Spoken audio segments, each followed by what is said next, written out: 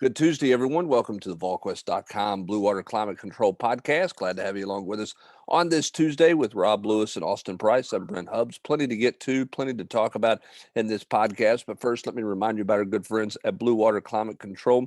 Remember, they're the guys you need to call when you want a repair done the right way, the first time, and the right repair. Blue Water Climate Control is going to take care of you. Whatever the repair need you have for your AC unit, if you need just regular maintenance, if you need a major overhaul, if you need a brand new unit, they can take care of it all for you at Blue Water Climate Control. Give them a call at 865-299-2290 or check them out online at bluewaterclimatecontrol.com where you can book an appointment and get everything set up that you need to. All right, guys, plenty to get to, a lot of recruiting to talk about. Certainly some other things going on in the world of college football that's interesting, that's going to make for a wild few months for sure. But let's start first with the Tennessee baseball team. I mentioned this, Rob, and Austin both. I think I wrote this in the War Room on Friday.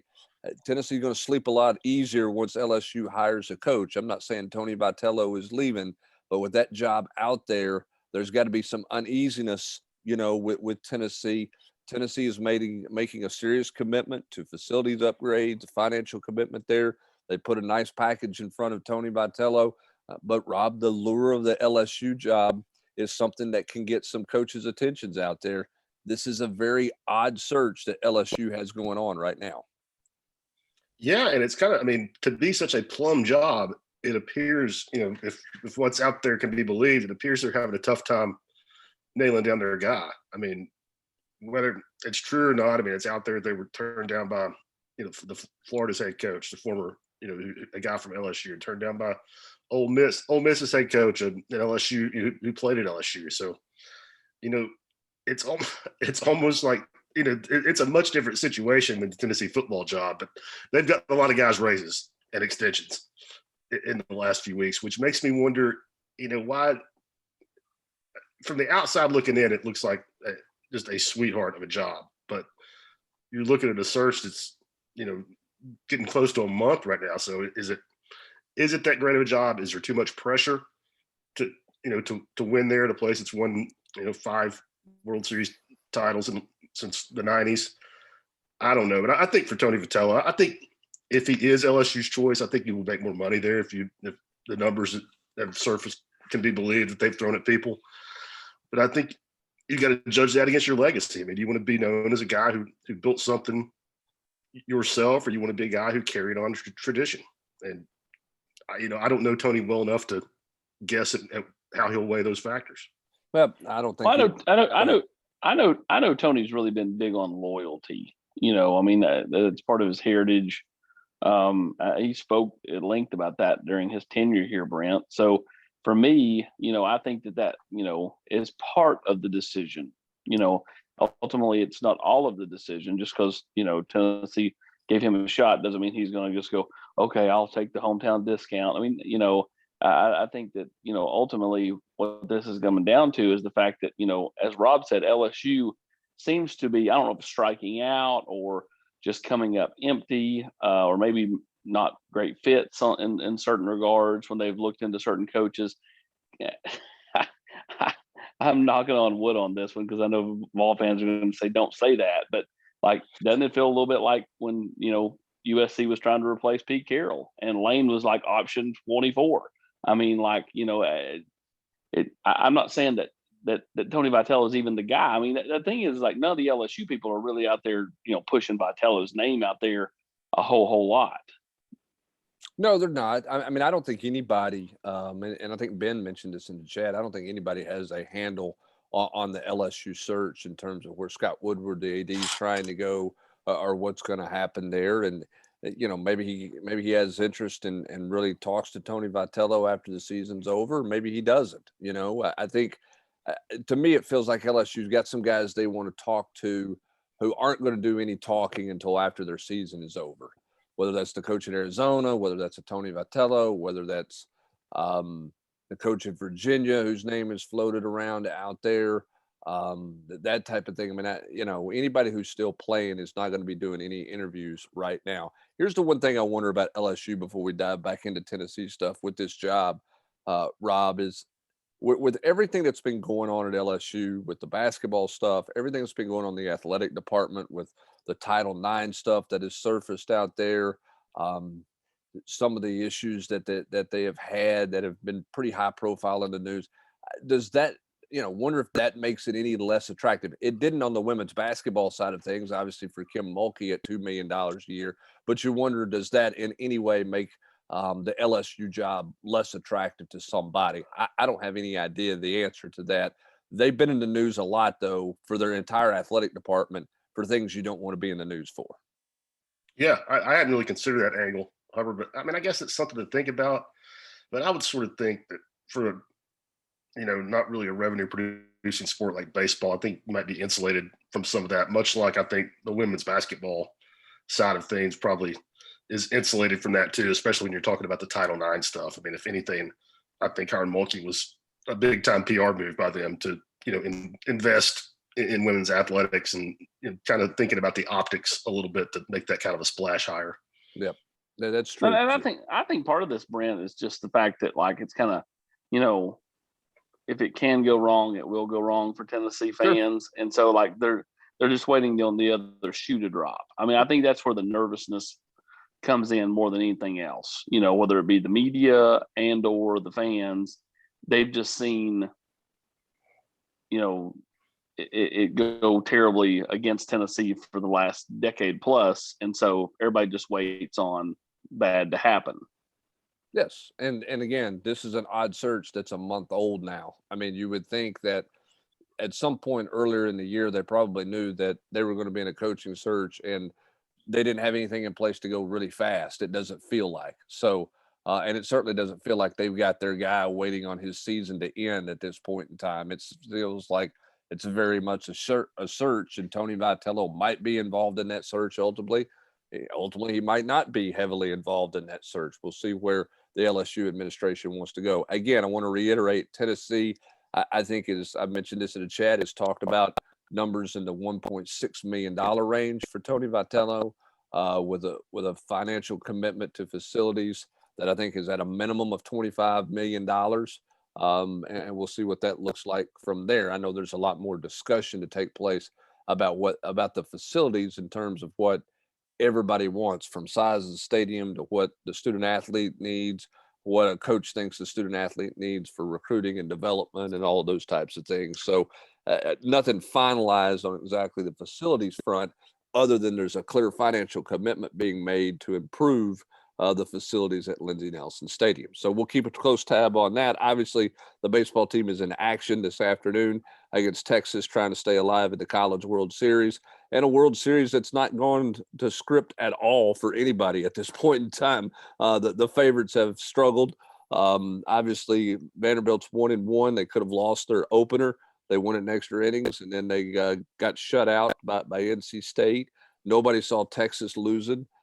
Tennessee gets handled by Virginia in the opening round game. So that bracket, none of the brackets have gone to script to this point. So we'll see how Tennessee rebounds in a must-win game for both Tennessee and Texas, in an elimination game coming up later this afternoon. All right, let's talk a little football recruiting here, Austin. Tennessee had 7 official visitors in. Big unofficial visitor in over the weekend. Walter Nolan back in town on Monday, on campus, hanging out with coaches for a bit again, as it again appears he's going to end up in East Tennessee for his senior year of football somewhere, as they're going to make the move here. Let's talk about the weekend that was for Tennessee. No public commitments. Where do you think Tennessee helped themselves the most? And kind of where do you think the landscape is coming out of those 7 official visitors? Well, I think Masai Reddick loved his time here. Tennessee's in great shape with him. I think he'll do something probably sometime early August. I think Tennessee did themselves a really good solid with a guy like Addison Nichols, who's long been thought to be leaning towards Tennessee. But I think this official visit was a big deal for him. You look at who Tennessee's going to beat out for him, and it's, Southern Cal, it's Ohio State, it's Georgia, and it's Florida. You win that recruitment, that's a big deal for Tennessee's football program, in my opinion. You think about like where they could be going let's say the month of September, let's say some of these kids do it and commit in August. If they were to land Cam Miller, Isaiah Horton, and Addison Nichols, how much different does their recruiting class feel, Brent? I think it feels drastically different. It's 3 250 kids. They'd have some momentum, some traction there with certain players. So, I think the Addison Nichols, and then the biggest, the biggest recruit in the weekend is Karan Prunty. Because he literally will show up on your campus if he picks Tennessee, coming up the first week of July and will be playing for you this fall. There's no bigger recruit than the kid that can help you right away. And, I think Tennessee, did well this weekend. There's some positive vibes coming from campus, but at the same time, Prunty is very reserved and very kind of guarded. So I'm not sure he ever said, "Hey, I'm for sure coming." I just think that, the vibe he gave off was he's having a good time, and Tennessee did themselves a lot of favors. All right, so I know this is going to come as a stunner to you guys, but I'm a little bit pessimistic on things. And I know that's a surprise to both of y'all that that's the case.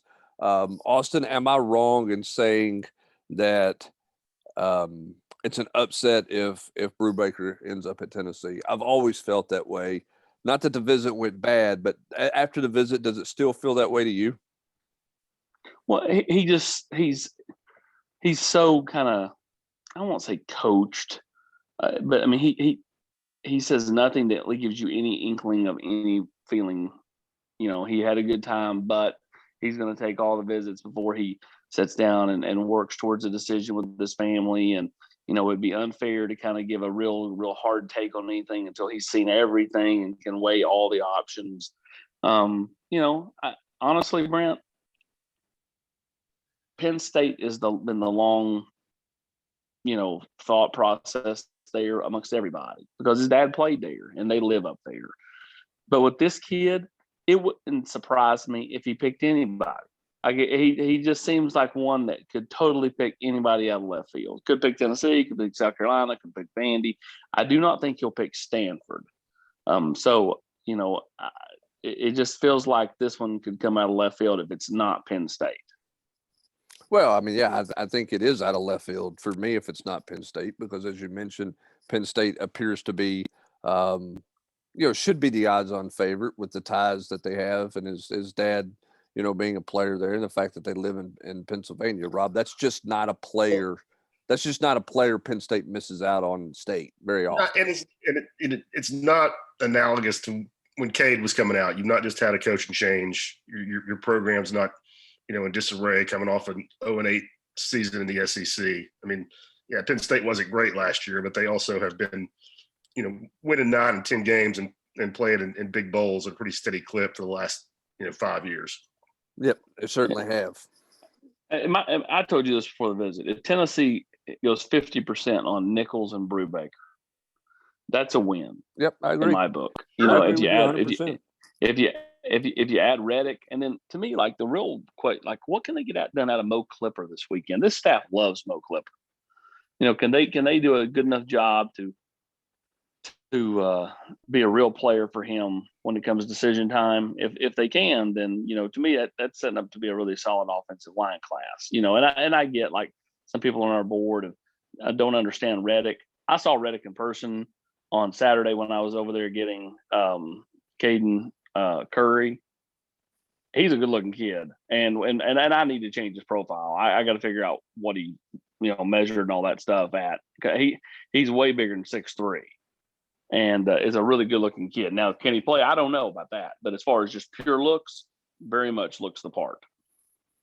All right, so you mentioned Caden Curry. Let's talk a little Caden Curry right quick with that one. Big for Tennessee to get him in town. You had a chance to visit with him. Where does that one feel like, Austin? And I know that one's probably got a ways to go here, but what does that one feel like? It feels like it's got a ways to go. And he's not taking any official visits until the fall. And I thought that was really interesting because everybody's been in a rush to take visits and commit in the month of June and reserve a spot. And he's going the exact opposite. He's going to take all 5 officials for game days in the fall. I think Tennessee ends up getting an official visit out of this. I think, now whether they land him or not, I don't know, but I think they did a nice job with him. I think, Taven will get them an official visit. And at that point, Tennessee's coaching staff, the defensive staff, Eckler, Banks, Garner, they'll have to do the rest. But I think Taven Jackson, his relationship with Caden Curry, gets Tennessee an official visit. Maybe I'll be wrong, but I just kind of the feel I had having talked to both those kids over the weekend. And he's another good-looking kid. Got a high motor, quick twitch, and got some swagger to him. I'll say this: the one thing that I think Tennessee's done a good job of in the month of June is getting kids here unofficially. So you look at Caden Curry, Walter Nolan, even like some kids, particularly this week with Jarko Perkins set to be in town, with them kind of swinging back around to Miles Pollard. I mean, I think Pollard's going to end up here. No, I think he's probably going to end up at the Big Ten. But I mean, like, just getting kids here to see it, I think goes a long way. Would you love to have more kids camp? Sure, but Brent, it's just the way that recruiting is going now. Kids aren't going to camp anymore if you're the current class. That's just not something they're going to do. They might do a private workout for a staff, or they might camp if they're trying to earn a particular offer. Outside of that, they're just not going to camp. Yeah, Rob, if I were advising a kid, I would probably advise him against camping. Yeah, if he's going to be a senior with offers already. I mean, if he's got offers from the schools he wants, I mean, hey man, put your slides on and go on the tour and get the pictures, right? I mean, what's the advantage for you? There is none. I mean, I think AP's pounded this point quite a bit, and I completely agree with him. If you're a guy sitting on 8 or 10 offers heading into your senior year, you can't do anything but hurt yourself. Say you have a bad day. Say you have slip coming out of the gate and you're 40 time, and you're normally a 4.65 guy and you run a 4.75. Or, just there's no advantage there unless, as AP said, you're going to a place that you haven't been offered from. And I tell you what, man, that's going to put a lot of pressure on coaches when they evaluate senior tape.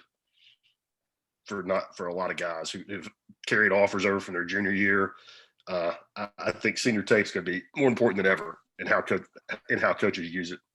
Well, particularly in a year where you haven't been able to go out and see anybody in person. Some of these guys didn't come camp here. Some of them haven't played in a year, and they're going into their senior year.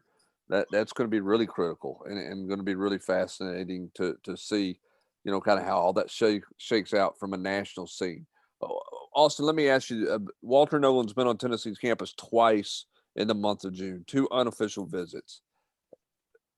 Making too big of it. I mean, he's going to go see Alabama. He's going to go see Georgia.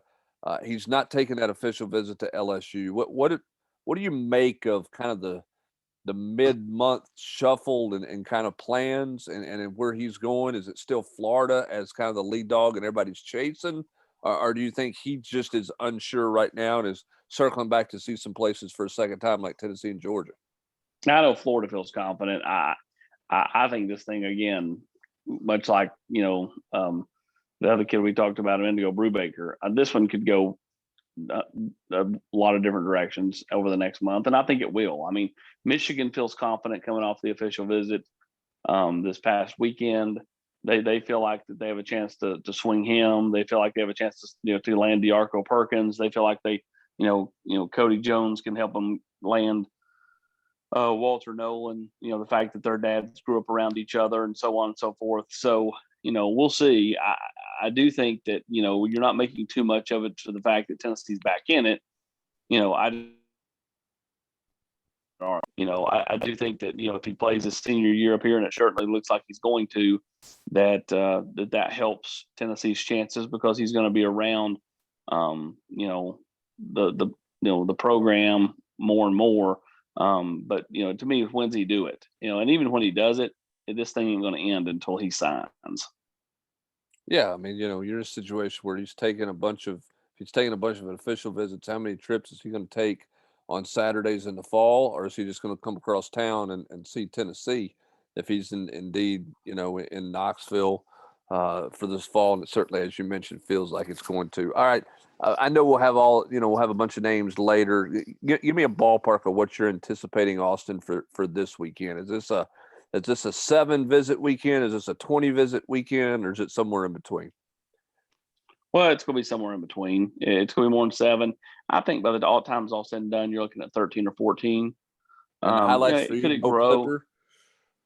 Well, Mo Clipper, Quintel Jones is a kid that Tennessee's been in great shape with, down there in Rodney's, part of Georgia that he's had so much success in. Peach Tennessee's County, going baby. go try to close that one out this weekend, Hubs, and we'll see if they can. Obviously Cam Miller and Isaiah Horton, I think, are set to be here officially this weekend, and have a chance to really take a huge step towards landing both those kids. Caden Pope will be in town. So, there's a lot of, possibilities as far as really putting yourself in position. I think it'll feel like, I don't think anybody commits coming out this weekend. Maybe I'll be wrong. Maybe Quintel Jones might. But even then, I think he's likely to go back home and talk it over and then do something. I think, what you'll see is the next 2-3 weeks, the impact of this weekend could potentially be felt. Somebody asked in the chat, over or under 3. I think you're looking at least a push before August 1. And I think Tennessee gets at least 3 commits before then. AP, are all those guys official this weekend? Did you just all those guys are official. There's actually a few more on there that are slated to be here. I just named the ones that I think are most realistic that Tennessee's got the best shot at. We're over 20 now, right, for official visits for the month? Counting this, something like that, counting these, the one this weekend. Oh yeah, they'll if they have 14. If they have 14, they had 7 last weekend. That puts you at 21. They had 2 the first weekend. That's 23. And then they have 6 the week before that. So it's almost 30. Yeah. You think there's, but all these visits though count towards last year's recruiting cycle. It'll reset come July 1. It just, obviously kids can't take 2 visits. Once you've taken one, you're done. But Tennessee could use as many as they wanted to. And I think that was, the big thing we didn't realize until Brent figured that out, was like Ohio State's going to bring in 50-something visitors. Okay, it doesn't matter because they reset July 1st. Well, but it matters because you can't bring that kid back in the fall. Right. Individual, right? Yeah, right. Correct. Yeah. You can't bring those guys back for a second visit, but you're not low. You're not going to be low on numbers there. Okay. And I think that's why schools have been so free with their numbers. This month. Now, obviously, you're taking a risk. I mean, if you're sitting here and you get to the end of the month and you brought in 30 visitors and you got 3 commitments out of 30 visitors, that's not enough efficiency. I mean, that's now maybe you get some of those later, but if you don't feel great about a bunch of kids after you visited 30, then it's going to be a little bit of a challenge to put your class together. So, my question is how many commit? What's Tennessee's percentage of visitors to commits when the high school football or when Tennessee kicks off their season September 2nd? Like, how many of these kids that you brought in have you landed by then? Because look at Messiah Reddick. I mean, he's going to do something in August. Well, I think we all know what he's going to do. He's going to pick Tennessee. So, you realistically landed that one, but right now you haven't. You know what I'm saying?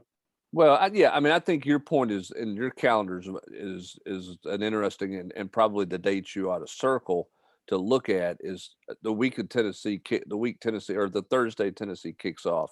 How many of the visitors did they bring in have committed either to Tennessee or they've committed somewhere else out of the group that you brought in? Are you still in the hunt for some of those guys, and it's a possibility? Are you out of the game with them because you used your visit and they've committed somewhere else and you can't get them back on campus? I think that's the interesting number to look at when you get to the Bowling Green game. Yeah, if I'm a coach, that's my concern. I mean, I think that's the way that say you do get Cam Miller committed. I mean, maybe not this weekend, but before the start of football season. It's tough to get back up from Memphis for a Saturday game, when you play high school football on Friday night. Especially when there's not a direct flight, which is a travesty in a lot of ways.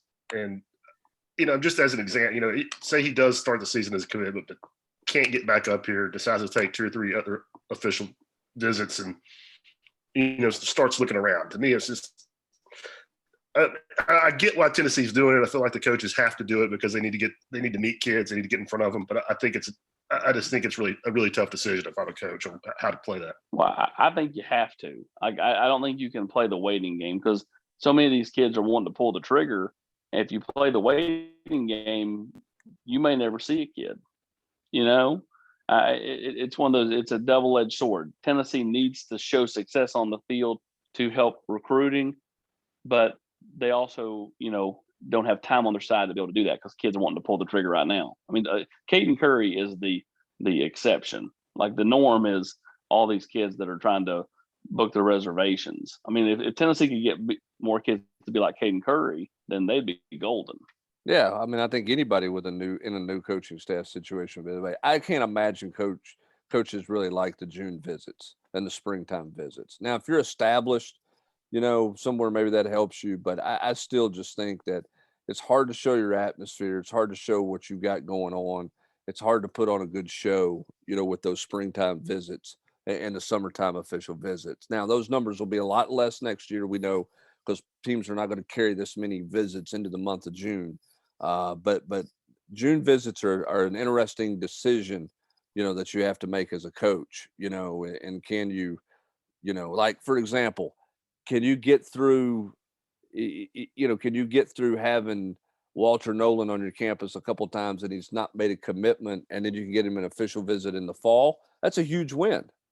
I mean, that's a huge win. But if he says, "Hey, I want to take an official visit the last weekend," are you going to tell him no? You can't take a visit the last weekend of June, because you're afraid you might make a decision in August and you didn't get a chance to do the academics and do all the things that you want to do to sell the parents on things with an official visit. That's the challenges that coaches are dealing with, and why people are not enamored with spring visits, because it's a hard decision to make because it's a double-edged sword, as both you guys mentioned. All right.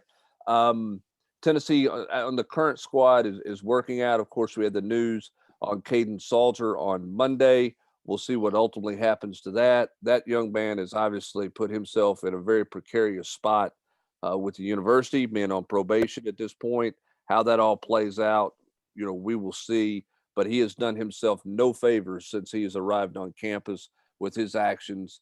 So I don't know. I mean, at this point, you can't sit there and look at that and see his name on a roster and say he's a factor at all in the quarterback competition. I don't think he was going to be anyway as a freshman, but I don't even know that he'll get to the field to get to practice. Even if he remains a part of the program, he might be suspended from school for a semester or a year. So we'll see what happens there. Obviously, he's made a just horrible decision since he's been here. Hubbard, to me, I don't mean to minimize any of this, but if he's a middle linebacker or a cornerback, I don't think it's a big deal, especially the misdemeanor weed stuff. I mean, not something that's legal in a growing portion of our country, but to have a guy at the quarterback position making those kind of decisions, I mean, to me, that does not say anything positive about his future here.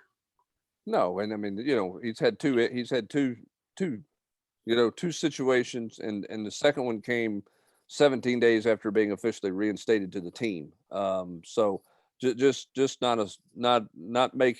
good decision making at all off the field, and we'll see what happens there. Elsewhere on the team, Austin, it feels like the vibes, is good right now, and things are going well. Everybody wants to know who looks good, who does this, we'll see, right? I mean, I know I'm pessimistic, but it's hard to say this guy's suddenly, I mean, the kid who transferred in from Kansas, right? I mean, one of the best looking kids walking around, right, AP? Oh, looks like $1 million. I mean, long arms, just stacked. I mean, does that mean he can play? I don't know. We have not seen him, but he looks pretty. He looks really pretty. I think two guys that are set up to really blossom this fall are the Jimmies, Jimmy Holiday and Jimmy Callaway. I think they kind of got a new mindset. I think they really like this new staff. I think they like Cody Burns, and I think they love the new offense. Now, that receiver room, they keep bringing in bodies. Javante Payton, Anderson Kobe obviously had a really good spring. Now they didn't bring him in. He was actually kind of the last gift of the previous staff. They brought him in the 11th hour. But to me, it's going to be interesting to see, what a lot of these guys do. Like, Caleb Tremblay looks like a guy that can play, but I mean, like, he doesn't look near as good as DJ Terry. Yeah. Hey, Pete, just quick point. The last gift of this last staff was a never-ending NCAA investigation. Just to clarify, it is never ending at this point. Has Rob finally moved on from Butch? Like, he was always the barbs against Butch. Now it's the little jabs at the last staff now. Well, no, I'm not moved on from Butch. There's a time and a place for it.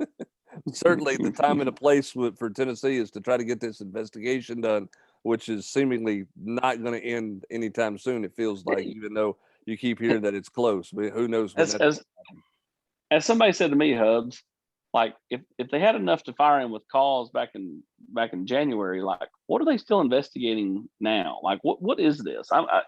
It does seem like a bit crazy.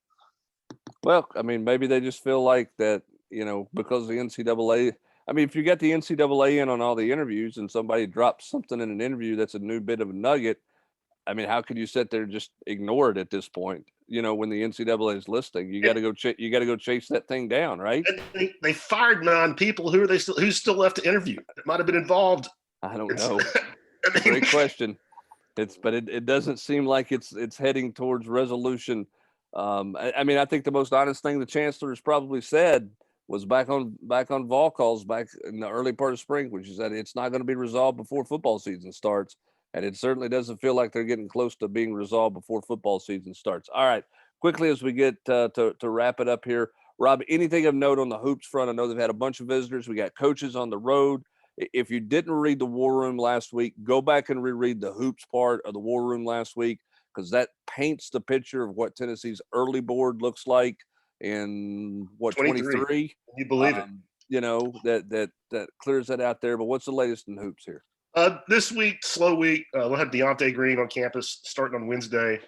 Power forward he goes to Asheville Christian, the guy that Tennessee's been in on for a while. Plays for Chris Paul's AAU team, a program that new assistant Justin Gainey has recruited for a long time. So that's the biggest thing as far as recruiting. Then they'll finish up next week. They'll have BJ Edwards and Dylan Mitchell both on campus for official visits. That'll be big. I don't think BJ will do anything after his, immediately after his trip, but I think you could hear a decision coming from him sometime in the next month or so. And real quick, I know we mentioned this maybe last week, but I talked to Bobby Mays tonight, and having an alumni game July 3rd, William Blount, not a William Blount alumni game, a University of Tennessee alumni game. And he's got Grant coming in, Josh Richardson is coming in. A lot of guys will be there. But if you're Jordan Bowden's playing, Jordan Bone, Kyle Alexander, Admiral, should be a lot of fun. If you're a Tennessee fan in East Tennessee, that will be a fun event. Saturday, July 3rd. And when's the Rocky Top League start? And who drafted Wayne Chisholm and Melvin Goins? Rocky Top League. Ugh. I don't think we're gonna. Hey, is Jackie Butler going to be here for the game? Matt McClung, I hear, is going to play in the Rocky Top League this July, AP. By the way, in addition to the alumni game that Bobby Mays has got going on, BJ Edwards is going to play in a matchup game there as well, in a showcase game. So Tennessee fans get a chance and get a glimpse at him. I mean, there's some throwback guys coming. Chisholm's, Weezy's going to be here. Tyler Smith, JP Prince. Oh yeah, Jordan McRae. I mean, it should be a lot of fun. I don't know how much gas some of these guys have left in the tank, but there's gonna be a lot of guys there, a lot of guys that want to come back and are excited about it. Yeah, I bet there's a few points scored in that game, for sure. Not a lot of defense, but a lot of points going to be scored in that game. So we'll have more information on that coming up as well. That's on July the 3rd, right? At William Blount. Saturday, July the 3rd. Out in Blount County. All right, that's going to do it for this edition of the Blue Water Climate Control Volquest.com podcast on this Tuesday. Of course, Tennessee with baseball later this afternoon. We'll get you ready for that game with a little preview coming up in just a bit as well. Full coverage of everything from Omaha as Tennessee looks to stay alive in the College World Series. For Austin Price and Rob Lewis, I'm Brent Hubbs. Thanks for joining us. Have a great rest of your Tuesday, everybody.